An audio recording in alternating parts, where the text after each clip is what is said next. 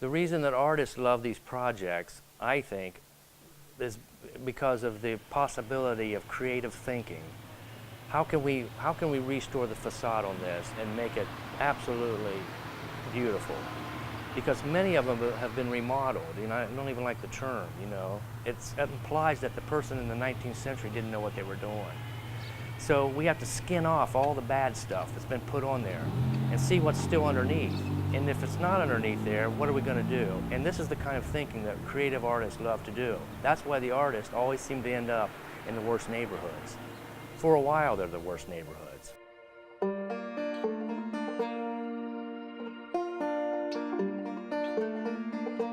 And that's one of the buildings that we want to rehab as an art group. And this is a lot like the building that we're going to look at next when I started it. And you'll see the contrast. This has a wall in the back that's collapsed. This is the building the city wanted to take out and spend $500,000 to remove to give us another empty parking lot. So we're stepping up to say, if you'll give us half of that money, and I don't know that that will happen, but any money, we can do something with this building and it'll be a real asset to the community later.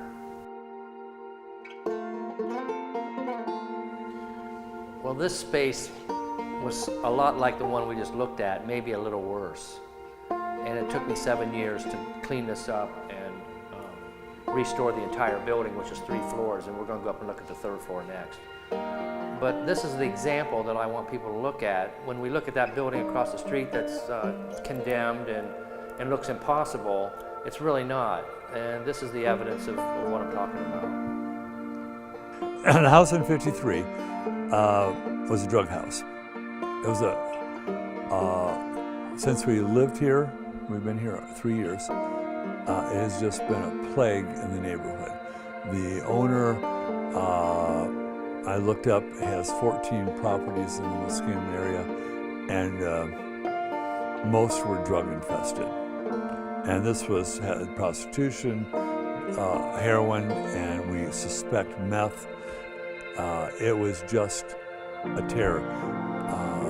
These were not just misguided people. These were mean people that were in and out of there. And so Kathy and I have this personal philosophy of saying, God, we want that house for your kingdom, not for the enemies. And I mean, it sounds very religious and stuff, but we really meant it. And we said, God, help us get that house. And so through a lot of the negotiating I'm doing with City Council on the public safety to make it easier for people to come in and renovate, Tim Smith, the guy who's in charge of codes, calls me and says, we've had it with this guy. We're condemning the house. Do you want it? I said, sure, I want it. And he said, I said, well, can I go through it? No, he said, we've already boarded it up. It's a blue door behind this door. Yeah. So that door probably goes over here. It looks like there's 2 pocket doors here. And that blue door And then matches this here blue. is another door to go with this one. So both of these pocket doors are here. It looks like they are. At least they're so. We just need a good carpenter who can figure out how to put them back in. Oh, there are tracks up here.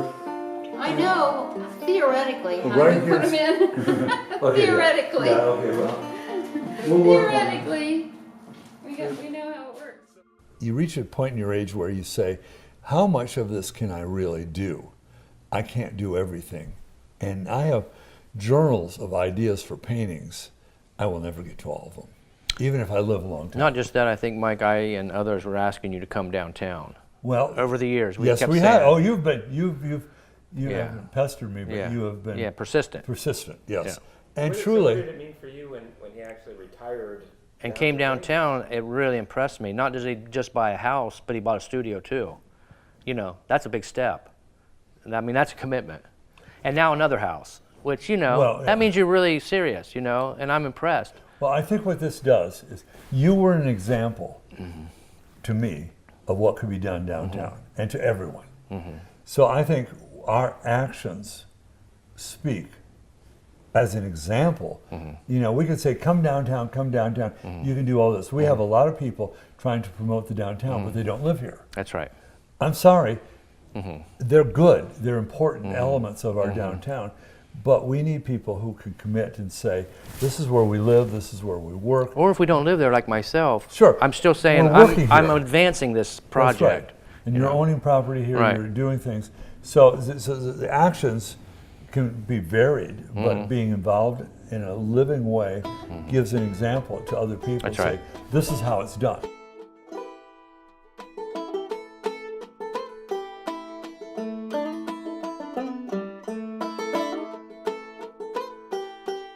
I think the show at the Riffe Gallery really put a spotlight on our downtown artist colony.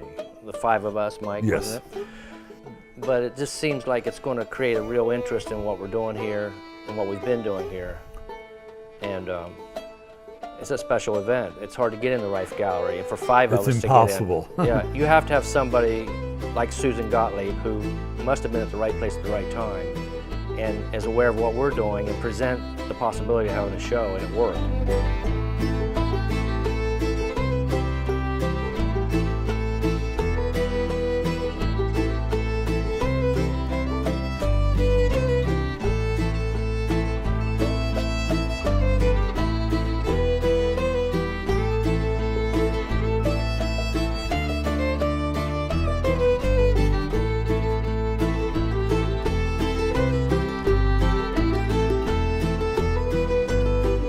Alan Cottrell coming to town. He's from here, moved away. Well, he moved back.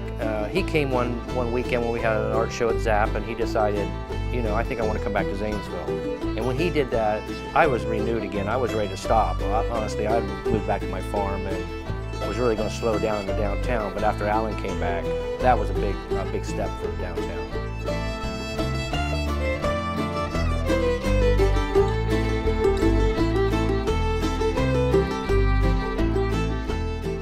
I bet you had a lot of fun It is before a you lot. got around to doing those. Well, It was the prep work that was fun, right? it is. But there are a lot of people who are helping me. As I said, a lot of people are Yeah, suffering sure, from my that's what work. they all said. One thing I think that really helped too, Mike, is Jan's son becoming a catalyst for what we're doing here. Yes. Internationally known, he could have gone anywhere. Yes. But he And decided, he's such a loyal supporter of the downtown. absolutely. I mean, he purchases that Art Deco building, and then when you hear him speak, he has this, I'm here at Zanesville. Right. We could have went to New York. Yes. We tell people, don't go to New York, come to Zanesville. Do you remember many years ago you and I would talk about not going to New York, Yeah. but making New Bring it- York come to us. to us? That's right. And that's still our goal.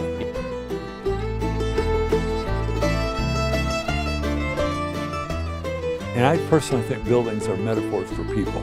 So I think psychologically, in our humanity, when we see a building, we see person. And when we destroy buildings, and we destroy properties, and we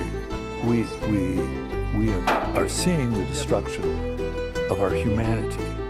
I'll fight for saving these old crappy buildings, and I believe in redemption. I believe in redemption of people and redemption of the buildings and redemption of communities.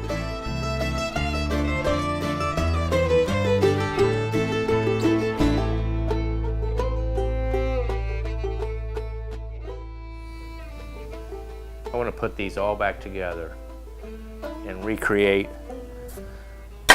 the thing we've lost.